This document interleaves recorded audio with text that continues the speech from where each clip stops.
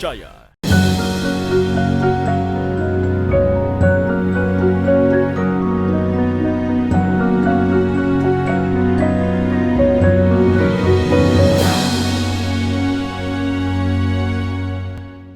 Bismillahirrahmanirrahim. Assalamualaikum warahmatullahi wabarakatuh. Alhamdulillahirabbil alamin. Al-qail wasari'u ila maghfiratin min rabbikum wa jannatin arduha as-samawati wal ard u'iddat lil muttaqin alladhina yunfiquna fis sarra'i wad dharra wal kadhimina al ghayza wal 'afina 'anil nas wallahu yuhibbul muhsinin. Wassalatu wassalamu ala asyrafil anbiya'i wal mursalin Sayyidina wa maulana Muhammadin sallallahu alaihi wasallam wa ala alihi wa sahbihi ajma'in, amma ba'd. Pemirsa sekalian, kaum muslimin dan muslimat yang berbahagia, sebagai hamba Allah, sewajarnya kita senantiasa bersyukur kehadiratnya, karena begitu kita sadar pada diri sendiri tiada yang bisa kita gerakkan, kita tidak memulai apa-apa kecuali itu nikmat Allah Subhanahu wa taala. Mudah-mudahan saja aktivitas kita pagi hari ini sukses dan bernilai ibadah di sisinya. Amin. Salawat dan salam atas junjungan kita Nabi Allah Muhammad sallallahu alaihi wasallam. Pemirsa sekalian, kehidupan manusia yang seringkali dirasa sebagai otomatis berputar normal begitu, itu sebenarnya tidak demikian. Dia akan selalu ditentukan oleh kesadaran atau motivasi dalam diri seseorang. Maka makin bagus temperatur batin hamba Allah, maka akan semakin bagus ia merespon kejadian di sekelilingnya, termasuk menerima fenomena-fenomena yang terjadi.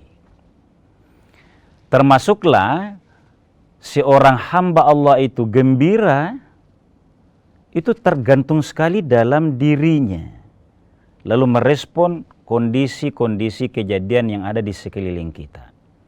Sebaliknya, karena tentu hidup ini tidak selalu bahagia, tidak selalu tersenyum, tidak selalu membahagiakan kita, kadangkala ada yang menyebabkan seseorang itu disebut dengan marah. Bahkan bukan sekedar marah, seringkali ada yang membenci. Ini marah itu agak dibawa dibanding pembenci itu. Na'udzubillah tsumma na'udzubillah. Tema kita pagi hari ini tentang marah. Dalam Islam, bagaimana sih pandangannya? Dan kita perlu tahu apa penyebabnya ini marah. Secara umum pasti kita bisa merasakan dan maklum bagi masyarakat bahwa marah itu sesuatu yang tidak baik. Bahkan tidak memberikan solusi. Walaupun kita marah itu karena ada tujuan yang menurut kita harusnya begini. Keluarga, teman, tidak begitu. Maka mengakibatkan kita kadangkala kondisi marah. Oleh karenanya sebelum kita melihat lebih dalam anjuran-anjuran agama terhadap boleh tidaknya marah, ayo kita lihat dulu. Apa sih yang menyebabkan seseorang marah? Secara umum tadi sudah tergambar sebenarnya bahwa penyebab marah itu, penyebabnya dulu, ada yang internal, ada yang eksternal. Tapi internal dan eksternal yang bisa menyebabkan terganggunya kondisi atau temperatur batin seseorang itu Yang paling menentukan sebenarnya yang internal. Apa maksudnya, Ustaz? Kalau seseorang yang memang kuat pembawaannya, kepribadiannya mantap, tergambar dalam hidupnya itu langkahnya tenang. Itu tenang bukan hanya karena ia sabar, bukan. Itu sebenarnya kalau ada orang yang tenang pembawaannya, langkah hidupnya juga tenang, itu karena di benaknya itu pikiran banyak yang positif, banyak yang baik. Dan inilah kalau menjadi sikap atau internalnya seseorang itu bijak, pengetahuannya luas, pengalaman hidupnya juga baik, maka kalau dia sudah terbiasa mengendalikan diri secara internal amarahnya itu, maka faktor eksternal boleh ada. Tinggal melihat saja. Teror ini sifatnya apa? Kalau melemahkan agama tidak boleh tidak marah. Kalau mengganggu tauhidnya umat tidak boleh tidak marah. Karena bukan marah pribadi, marah demi agama. Tapi kalau hanya gesekan sosial, perbedaan-perbedaan biasa yang menurut kebutuhannya tidak perlu marah, maka tidak usah marah.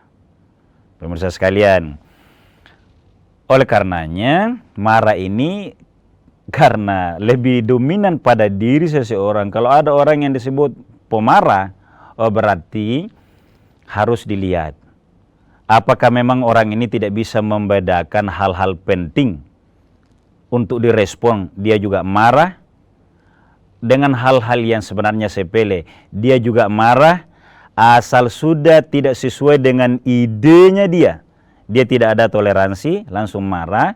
Nah, itu sesuatu yang harus kita sadari, kita koreksi pada diri. Boleh marah atau tidak, kita lihat setelah jeda sejenak.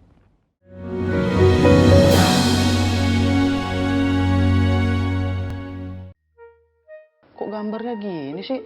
Mami! Kenapa? TV kita banyak semutnya gini, kamu naruh gula ya di situ ya? Menurut Papi, Mami yang bikin ini TV banyak semutnya. Aduh, ada apa ini ribut-ribut? Kenapa? Tadi tuh kita nyalain TV, tiba-tiba gambarnya banyak semutnya tuh. Jadi kalian tuh masih menyaksikannya siaran analog TV ya? Bukan digital? Jika pesawat TV kamu sudah digital ready, cukup pilih tombol menu pada remote TV. Kemudian pilih setting, pilih saluran, lalu auto scan. Mudah bukan? Dengan menggunakan saluran digital, Anda bisa menyaksikan program-program terbaik Kompas TV dengan kualitas gambar serta suara yang lebih tajam serta jernih.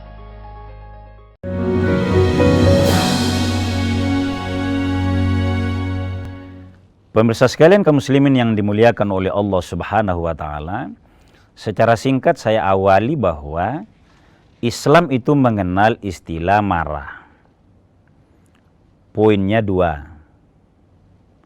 Boleh marah, bahkan harus marah, kalau yang terganggu itu adalah tauhid, penghambaan kita kepada Sang Maha Pencipta.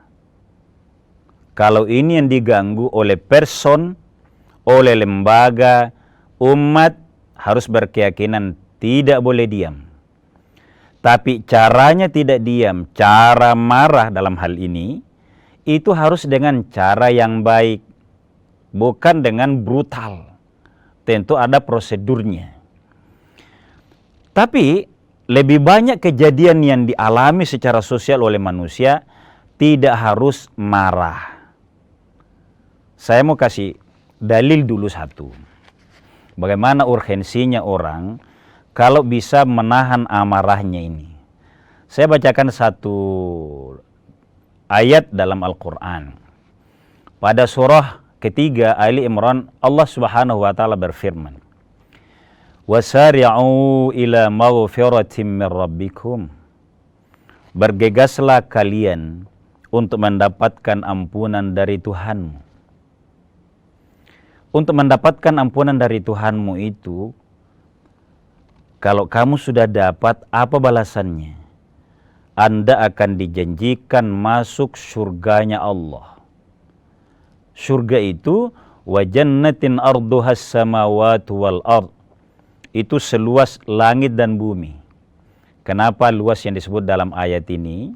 Karena salah satu yang menjadi dambaan manusia, termasuk sempitnya kehidupan perkotaan, apalagi kalau kota itu macet, adalah kelonggaran.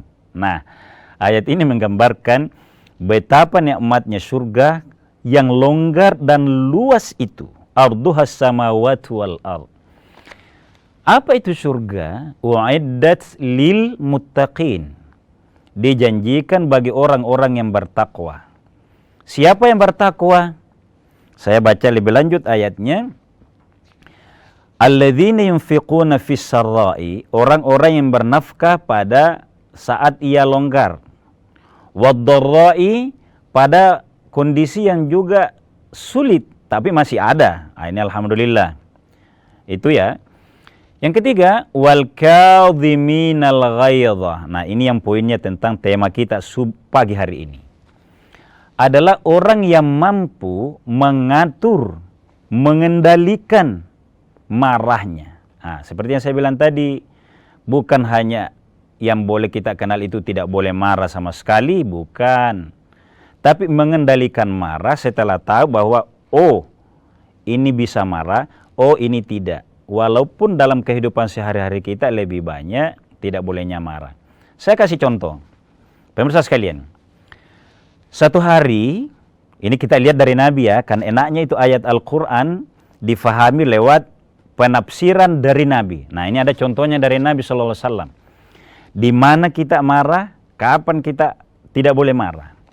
Saya kasih contoh. Suatu hari Rasulullah SAW bersama para sahabat bercerita tentang agama, halaqah-halaqah agama di masjid. Datanglah seorang badui. Kalau kitab-kitab klasik itu menyebut badui, gambarannya begini. Pakaiannya tergambar sebagai dari desa, dari gunung. Cara bergaulnya bahkan cara duduknya itu sudah ditahu. Orang-orang bijak tahu ini, oh tidak usah ditanya ini. Kenapa? Oh, cara masuk pintunya begini. Cara duduknya begini. Cara pakaiannya juga begini. Cara bicaranya begini. Oh, ini dari ini. Peradabannya ini masih terlambat ini. Masih jauh ini. Itu kalau kitab-kitab klasik menyebut badui. Orang kampung. Tidak dalam rangka menghina ya, enggak. Tiba-tiba di tengah Nabi berdiskusi para sahabat tentang agama, ia hanya meminggir ke pinggir masjid langsung kencing. Para sahabat tersinggung, mau marah, berontak. Bahkan dia mau pukul karena belum semua sahabat tahu bahwa orang kalau begini ini orang kampung ini kira-kira ya. Dikira karena menghina Islam, mengotori masjid. Bagaimana sikap Nabi SAW? Ini yang perlu kita lihat. Karena Nabi tahu bahwa ini orang badui, tidak membiarkan sahabat marah apalagi memukul orang tadi.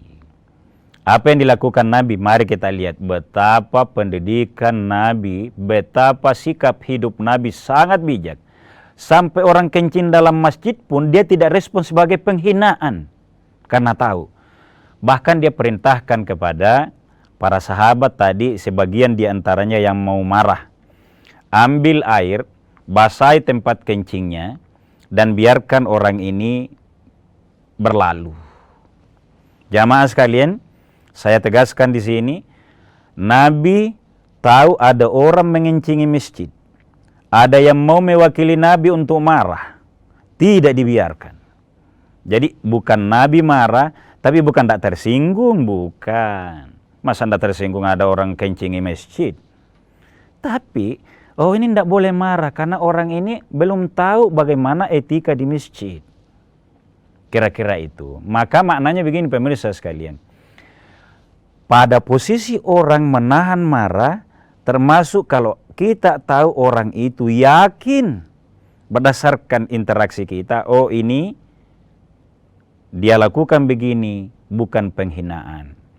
Tapi kalau penghinaan, sekali lagi, muslim itu sabar, orang mukmin itu tabah, nabi itu tabah, tapi kalau akidah yang diganggu, dia tidak biarkan. Nah, pemirsa sekalian kaum muslimin dimuliakan oleh Allah Subhanahu wa taala. Kalau begitu, Ustaz, utama itu dalam hidup seseorang tidak marah. Benar. Nabi dalam berbagai persoalan sosial, interaksi kemasyarakatan, itu selalu bisa menahan amarahnya. Bahkan bisa memberi solusi. Dan ini hanya bisa kalau energi seseorang. Saya katakan tadi, kalau temperatur batin individu seseorang itu baik. Walaupun pemirsa sekalian ya, temperatur batin yang baik bisa menahan amarah itu sangat ditentukan oleh faktor ilmunya. Ilmunya juga ini apalagi kalau dia bukan ilmu biasa. Ada ilmu yang perlu dipelajari oleh muslim di era modern. Ilmu yang orang katakan sufi. Kajian-kajian kalbu. Yang tidak hanya fikhi semata. Karena kalau fikhi semata kayak tadi, begitu melihat fenomena orang kencing masjid, maka imbangannya adalah marah, bahkan mukul. Tetapi sufistiknya Nabi melihat, oh ini karena dia belum tahu. Berarti kembali yang dijanjikan oleh Allah Subhanahu wa taala dijamin dengan surganya adalah orang yang bisa menahan marahnya. Selanjutnya kita ikuti setelah jeda sejenak. Kok gambarnya gini sih? Mami, Kenapa? TV kita banyak semutnya gini, kamu naruh gula ya di situ ya? Menurut Papi, Mami yang bikin ini TV banyak semutnya. Aduh, ada apa ini ribut-ribut? Kenapa? Tadi tuh kita nyalain TV, tiba-tiba gambarnya banyak semutnya tuh. Jadi kalian tuh masih menyaksikannya siaran analog TV ya? Bukan digital? Jika pesawat TV kamu sudah digital ready, cukup pilih tombol menu pada remote TV. Kemudian pilih setting, pilih saluran, lalu auto scan. Mudah bukan? Dengan menggunakan saluran digital, Anda bisa menyaksikan program-program terbaik Kompas TV dengan kualitas gambar serta suara yang lebih tajam serta jernih.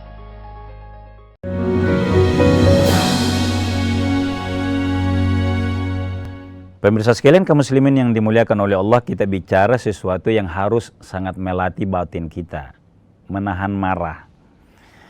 Ayat surah Ali Imran tadi 134-nya ditutup oleh Allah. Wallahu yuhibbul muhsinin. Jadi orang yang berinfak di awal ayat pada saat longgar, termasuk pada saat sempit tapi dibutuhkan oleh warga, oleh umat untuk berinfak, dia berinfak walaupun dia sendiri dalam posisi yang tidak terlalu sejahtera saat itu, lagi resesi ekonomi misalnya, tapi masih ada. Nah, termasuk orang yang hebat bisa menahan marah. Wallahu, ingat ini penutup ayat Allah. Wallahu, Allah maha mencintai al-muhsinin, orang-orang yang bisa berbuat bijak, berbuat baik, menahan marah. Nah, pemirsa sekalian, ternyata orang muhsin itulah berbuat ihsan itu bisa menahan amarahnya. Saya kuatkan dengan dalil yang lain, istimewanya orang-orang atau balasan Allah, penghargaan agama terhadap orang yang bisa menahan marah ini. Nabi bersabda, dijanjikan surga tadi. Man kaffa ghadabahu, siapa-siapa di antara hamba Allah, kaffa itu bisa menahan marahnya. Ya seperti Nabi tadi kira-kira. Kaffallahu adzabahu, kaffa anhu adzabahu.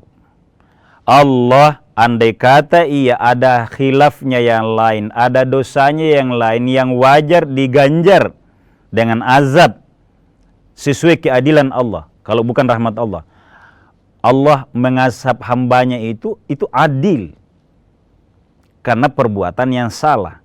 Tapi kalau rahmat Allah, Allah ampuni. Nah, orang yang punya keistimewaan, ada khilafnya, ada. tapi bisa menahan amarah dalam hidupnya, maka Allah juga menahan azabnya kepada dia. Jadi menjadi penyebab keselamatan hidup seseorang boleh di dunia ini, tentu lebih-lebih di akhirat kelak. Wa man khazana lisanahu sarrallahu auratahu. Nah, ini lanjutan hadisnya. Siapa yang bisa menjaga juga mengendalikan lisannya. Lisan itu kadangkala salah, terpeleset akibat jengkel minimal. Marah. Biasa kita itu menyumpai. Karena marah, seluruhnya juga sebenarnya dari batin. Nah, Allah tegaskan, kalau ada orang yang awalnya jengkel, awalnya marah, dia tahan. Lalu ia dibawa ke lisannya. Boleh marahnya, matanya merah karena marah. Pipinya mulai merah. Tergambar itu kalau marah, karena itu batin itu mempengaruhi kepada zahirnya seseorang. Biar dia bilang tidak marah, dia tahan itu. Kalau merah mukanya karena ada fenomena yang tidak baik, maka itu marah sebenarnya. Tapi orang ini tidak sampai keluar di lidahnya kata-kata sumpah, kata-kata menghardik kepada staf, kepada keluarga kasihan yang sudah diam. Dia tidak lanjutkan marahnya itu, dia proporsional, maka Allah juga akan menyembunyikan, menutupi kesalahan-kesalahannya, aib-aibnya. Nah, ini maknanya pemirsa sekalian. Maka orang yang hebat itu adalah orang yang sebenarnya sudah diteror secara mental, tapi dia bisa menahan amarah. Saya kasih ilustrasi ringan ya. Secara pribadi, saya tidak mencontohkan orang lain. Salah satu yang membuat kita cepat naik marah itu kalau dikasih lapar. Entah di rumah atau di sebuah tempat. Mestinya sudah jam makan. Kita diundang misalnya jauh, ditunda-tunda. Itu kan, maaf ini sering kali yang ringan-ringan saja. Itu kalau orang bisa menahan di sini, tidak mudah itu. Maka siapa yang bisa menahan amarahnya dalam posisi begini, tidak sampai benci, dia melakukan aktivitas yang baik, entah berzikir kepada Allah, ini orang hebat. Hadisnya begini, Nabi bersabda, barang siapa yang bisa menahan amarahnya, itu orang hebat. Sabda Nabi begini, laisa syadid, bukan orang hebat itu. Bukan orang yang kuat itu orang yang bisa menghunuskan pedang dan bisa berjuang di jalan Allah. Bukan berarti ini tidak menghargai jihad, bukan. Cuma bahasa Nabi bahwa sebuah kehebatan, sebuah jihad yang luar biasa, kalau seseorang sudah bisa menahan amarahnya pada saat wajar ia marah. Mungkin ada yang menyangka, Ustaz, saya ini hak saya, itu karena kezaliman. Lakukan, tahan amarahnya. Tidak usah dibalas dengan marah yang juga tidak ada gunanya. Misalnya mukul, main hakim sendiri. Caranya yang sangat solutif, baik bagi orang maupun kepada kita, kalau hak kita diambil oleh orang lain, memang tidak boleh didiamkan. Selain merugikan peradaban kita, hak-hak kita juga lakukan secara konstruktif. Bikin kepada siapa yang harus mengambil solusinya. Kepada pimpinan kah? Sampaikan, jangan diamkan. Dalam bulan Ramadan ini kita juga tidak boleh bersembunyi di tengah kesabarannya orang-orang kecil, orang-orang mukmin, tapi terbiasa diambil haknya. Tidak boleh. Sabar itu. Dia tidak boleh marah itu. Ambil begini, tidak boleh. Para pemimpin yang bijak tidak boleh mengharapkan kesabaran orang, diamnya orang-orang kecil dengan mengambil haknya. Karena ada ayatnya itu di Al-Quran. La yuhibbullahul jahra bisu'i. Allah tidak mencintai orang-orang yang menampakkan kejahatan. Saya sering gambarkan itu demo yang tidak terlalu kuat dasarnya. Illa man zulim, kecuali orang-orang yang terzalimi. Apa artinya? Bolehlah orang memperjuangkan haknya. Dia tidak boleh diam, tapi dia harus memperjuangkan secara baik. Ini sengaja saya tegaskan, agar tidak boleh dimaknai kesabaran, tidak marahnya orang-orang kecil menjadi dasar untuk orang bermain-main kepada orang-orang kecil. Pemirsa sekalian kaum muslimin yang dimuliakan oleh Allah, mudah-mudahanlah lewat ibadah yang kita lakukan, tahu bahwa marah itu bukan solusi yang terbaik. Kalau marah yang caranya tidak benar, maka kita harus bisa menahannya, harus bisa mengendalikannya, karena itu adalah lambang kekuatan. Tapi alihkan marah itu kepada hal-hal yang lebih prosedur. Kalau terkait dengan hak-hak kemanusiaan, insya Allah. Pemirsa sekalian, mudah-mudahan kita bisa menjadi hamba Allah yang sangat lapang dada, jauh dari godaan syaitan, cepat marah pada hal-hal yang belum wajar untuk kita marah, seperti contoh Nabi tadi. Maka mudah-mudahan Allah memudahkan kita semua untuk itu, sehingga dibalas surganya, digembirakan oleh surganya Allah subhanahu wa ta'ala. Mohon maaf atas segala kekurangan. Hadanallahu ayyakum ajma'in. Wassalamualaikum warahmatullahi wabarakatuh.